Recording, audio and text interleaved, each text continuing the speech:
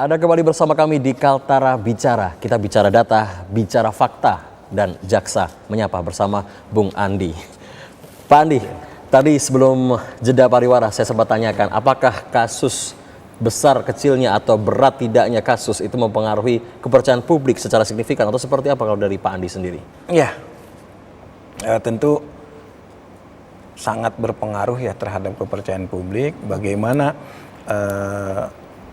itu tadi menegakkan hukum tanpa mengesampingkan manfaat dari keadilan hukum itu sendiri. Salah satu contohnya misal penanganan perkara ini kan memerlukan biaya yang sangat besar. Tentu ada di kami pun ada biayanya untuk melakukan penyidikan hingga sampai tahap eksekusi nantinya. Nah, jangan sampai kemudian uang negara yang sudah kita keluarkan untuk membiayai penyidikan itu, kemudian hasilnya adalah, atau mohon maaf tindak pidana korupsinya, oke kalau kita bicara bahwa kejahatan adalah kejahatan, betul. Tetapi jangan sampai kemudian uang yang sudah kita kelola, sudah kita keluarkan untuk kegiatan penyidikan perkara tindak pidana korupsi ini, ternyata hasil akhirnya, feedbacknya, pengembalian terhadap kerugian negaranya ternyata tidak signifikan. Artinya kan justru malah ini lebih besar biayanya daripada yang dihasilkannya. Itu salah satu indikatornya. Baik, baik. Kemudian Pak, kalau dari kacamata Pak Adi sendiri begitu ya, kalau yang menentukan kepercayaan publik begitu antara hasil proses atau komunikasi, kalau dari pandangan Bung Adi sendiri yang paling mempengaruhi apa berarti? Tentu hasil-hasil kinerja tanpa disertai dengan perilaku-perilaku aparat penegak hukumnya, khususnya internal kejaksaannya sendiri yang kemudian mencederai itu. Di beberapa kasus tidak bisa kita pungkiri juga bahwa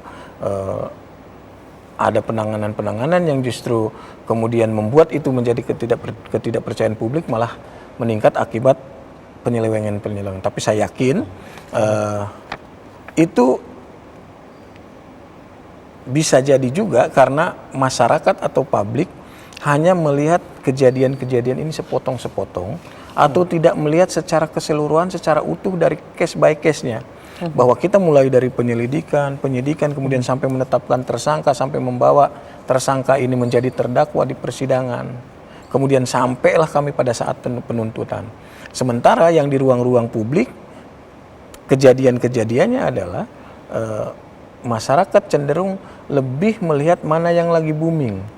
Artinya pembelaan-pembelaan terdakwa lah itu yang kemudian diadopsi, kemudian dianggap bahwa ini kejaksaan telah salah menuntut. Padahal pada akhirnya ketika kita lakukan penuntutan, fakta-faktanya ada, rentetan-rentetan kejadiannya. Begitu. Dan itu tidak hanya menuntut begitu ya, pasti dilakukan penyidikan dengan proses yang begitu panjang. Jadi ketika ditanya hasil proses komunikasi semuanya berkaitan begitu ya Pak Andi ya, kalau saya simpulkan. Kemudian Pak, kalau kita lihat di Kalimantan Utara sendiri dalam beberapa waktu terakhir, bahkan kemarin di bulan Februari kalau saya tidak salah mohon dikoreksi begitu, Kejaksaan mengumumkan menetapkan 3 tersangka. Betul ya Pak ya? Terkait yang mana nih? Ada DPO di Asita. Oh ya, betul ya? Yang sama, betul. Nah, kemudian ini sempat menjadi perhatian publik juga begitu Pak. Kemudian yang jadi pertanyaan apa sebetulnya yang terjadi di balik proses penyidikan tersebut Pak? Jadi pada saat itu kita melakukan penyidikan, pendalaman, kemudian diperolehlah setidaknya 2 alat bukti yang cukup. Ini mengarah terhadap 3 orang, kalau bahasa publik itu klaster pertamanya ini katakan udah 3 ini sudah ditetapkan. Tapi pada saat yang bersamaan setelah 2 orang ini ditetapkan tersangka dan dilakukan penahanan, ternyata yang 1 orang ini tidak memenuhi panggilan kejaksaan, Kejati Kaltara dalam hal ini, dia terdeteksi berpindah-pindah tempat, kemudian ditetapkanlah sebagai DPO, dan baru beberapa waktu yang lalu kita lakukan pengamanan dan penangkapan. Nah, pada saat proses pencarian DPO ini tidak mungkin kami ungkap ke publik, tidak mungkin kami ungkap secara gamblang posisi yang bersangkutan ada di mana, kemudian peranannya sebagai apa. Karena itu akan berpengaruh menjadi tidak sterilnya objek yang sedang kami dalami. Nah, di beberapa hari terakhir kami mendeteksi yang bersangkutan berada di satu tempat di luar Pulau Kalimantan. Terdeteksilah di Sulawesi. Nah, Padahal pelaksanaan penyidikan terhadap yang bersangkutan ini sudah kami lakukan 2, 3 bahkan seminggu sebelum hari penangkapan. Tetapi baru kami rilis kepada teman-teman, kepada publik ketika sudah terjadi penangkapan. Tujuannya bukan kami melambat-lambatkan atau katakan prosesnya kok tidak transparan, tetapi bagaimana mungkin kami mencari seseorang dengan cara kami terlalu mengeksplor keberadaan yang bersangkutan. Justru nanti titik yang kami cari itu malah bergeser lagi, itu Bu Hussein. Artinya ketika tadi disebutkan ada klaster pertama, begitu ya. Artinya ketika dia terlalu dieksplor, klaster-klaster yang kemungkinan ada klaster berikutnya bisa mempersiapkan mitigasi untuk menghindari ini. Salah satunya seperti itu, salah satunya. Termasuk juga ya katakan yang kedua pertama ini sudah kita tetapkan tersangka, muncul satu yang si kemarin yang ditangkap itu, bisa saja ketika kemudian yang ini karena kekhawatirannya, karena ada kaitannya, sementara kami terus menggali dari yang ada mengarah ke salah satu orang lagi yang si DPO ini melarikan diri. Salah satunya itu melindungi supaya tidak membentengi. Begitu. Karena saya sempat membaca di media sosial, Pak, itu cukup menjadi perhatian publik terkait kasus tersebut. Dan kalau tidak salah, saya baca ada komentar seperti ini, Pak. Di tahun kasus tersebut di 2021, namun baru terungkap di tahun 2026 ini. Nah, itu ada anggapan bahwasanya cukup waktu yang lama begitu. Ada spare waktu 5 tahun. Itu tanggapannya seperti apa, Pak? Lagi-lagi kalau kembali ke sejarah berdirinya Kejaksaan Tinggi Kaltara, sebetulnya dengan berdirinya Kejaksaan Tinggi Kaltara tidak lama. Karena begitu Kejaksaan Tinggi Kaltara berdiri, 2024 menjadi Kejaksaan Tinggi sendiri, 2025 sudah melakukan action terhadap kegiatan dimaksud.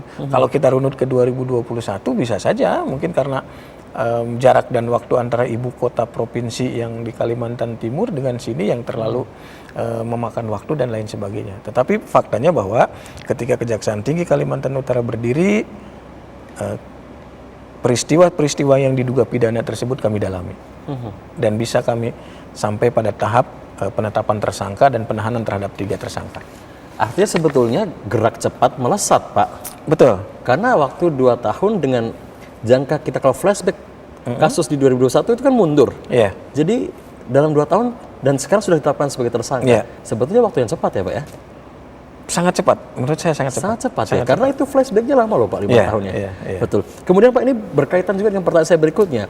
Ketika dalam publik ada banyak tekanan begitu ya, dengan komentar-komentarnya begitu. Seberapa besar sebetulnya tekanan publik ini mempengaruhi cara kejaksaan dalam bekerja begitu Pak? Kami tetap terus berupaya semaksimal mungkin untuk tetap objektif, tetap melihat satu permasalahan tindak pidana kami pandang secara objektif, tidak subjektif, tidak berada dalam tekanan atau keberpihakan atau mengikuti selera publik.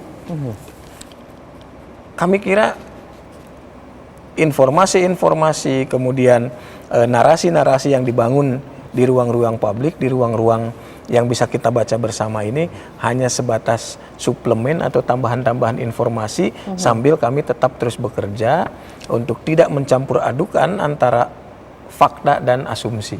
Begitu. Lantas bagaimana kejaksaan tersebut memastikan Pak bahwa proses penegakan hukum tetap berjalan secara objektif, secara profesional, sesuai SOP kejaksaan Pak? Ya, kami pastikan salah satunya yang selalu kami sampaikan kepada kawan-kawan adalah peristiwa yang telah kami lakukan. Kami tidak mungkin berbicara atau menyampaikan apa yang akan kami lakukan. Karena kalau kami menyampaikan apa rencana yang dilakukan, satu kami menghindari mentargetkan. Terasumsi kami mentargetkan sesuatu atau satu peristiwa. Kedua, kami juga menghindari tidak sterilnya objek-objek yang akan kami dalami. Makanya salah satunya tadi kembali ke penangkapan DPO. Kami merilis penangkapan DPO itu pada saat tersangka sudah kami amankan, sudah kami bawa dan sudah sampai di Kejaksaan Tinggi Kalimantan Utara. Karena mengingat jarak yang sangat jauh di luar pulau, membutuhkan waktu, energi, pengamanan dan keamanan yang sangat ekstra. Kalau sampai kami rilis sebelum yang bersangkutan ditangkap, tentu tidak objektif lagi. Tentu dia akan memproteksi dirinya, bisa saja alat-alat komunikasi dia, kemudian alat-alat bukti lain yang mungkin berkenaan dengan perkara itu dia amankan, dia singkirkan untuk kemudian tidak bisa kita amankan bersama-sama gitu. Baik, itu malah menjadi bahaya Pak ya ketika bisa menyingkirkan alat komunikasi tersebut ya Pak ya. Kemudian Pak, kalau misalnya dalam penegakan hukum di Kalimantan Utara sendiri sebetulnya apalagi wilayah perbatasan begitu ya, tantangan utamanya apa Pak? Tantangannya itu tadi ya, informasinya ada kejadian, peristiwa diduga tindak pidana di satu tempat. Setelah kami lakukan penelusuran, pendalaman, ternyata tempat tersebut bahkan untuk sampai di tempat yang dituju saja memerlukan waktu, memerlukan energi, memerlukan biaya yang sangat luar biasa. Maka kemudian ketika ada peristiwa-peristiwa yang dilaporkan kepada kami, disampaikan kepada kami, dan peristiwanya ini lokus atau tempat kejadiannya ada di luar ibu kota provinsi, tentu kami akan mendelegasikan kewenangan kepada Kejaksaan Negeri di daerah selaku satuan kerja di bawah Kejaksaan Tinggi. Kalau dia sekupnya di Malino, tentu kita akan ke Kejaksaan Negeri Malino untuk menindaklanjuti, begitu juga Nunukan, Tarakan dan lain sebagainya. Itu salah satu. Baik. Berarti wilayah geografis dari Kalimantan Utara sendiri ikut berperan ya dalam sulitnya penyidikan, penangkapan juga ya Pak ya. Kemudian Pak, kalau kita melihat kasus tadi DPO Asita begitu, sebetulnya tantangan terbesarnya apa begitu Pak? Mungkin bisa dijelaskan setelah pariwara. Tetaplah bersama kami di Kaltara Bicara.